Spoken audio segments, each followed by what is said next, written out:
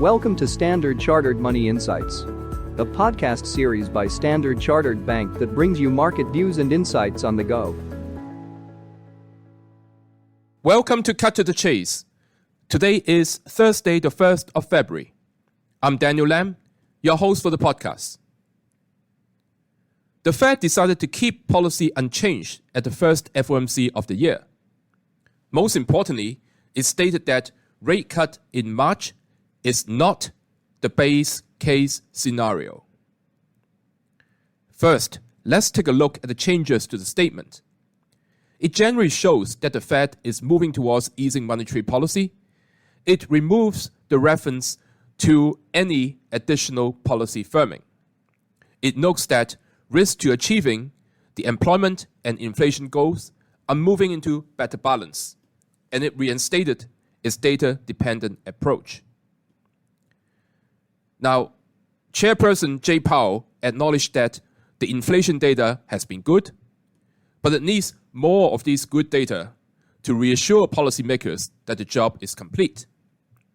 Powell sees that the risk is inflation stabilizing above the Fed's target, and thus the Fed is not in a rush to ease policies. So the market reaction is interesting. Now, the move in the dollar was relatively muted, but the US 10-year government bond yield came off quite sharply to break below the 4% level. Meanwhile, the S&P 500 closed at the day low and is right above the first minor support at 4844. So how to make of these moves? Well, US earnings is a major driver for equities. So the guidance for the mega cap US growth names has been mixed. So recall what we highlighted in our podcast this Monday, that there has been fund inflow into US equities at the expense of some other regions.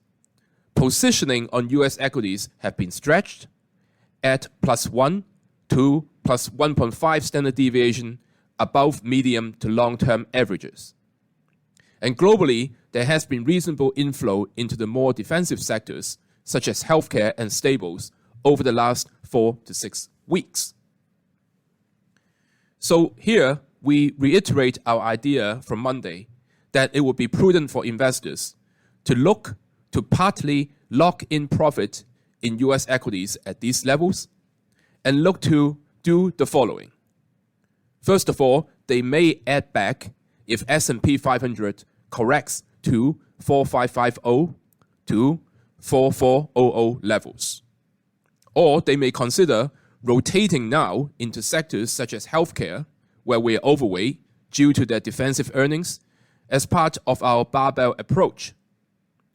Or, if you're having excessive equity positions above your foundation allocation, then consider rotating that excessive part and buy long-duration US Treasuries. So this kind of potential demand for US Treasuries may explain why we saw the drop in the US 10-year government bond yield. That is all from me for today. As always, if you enjoy this podcast, please don't forget to rate and like it.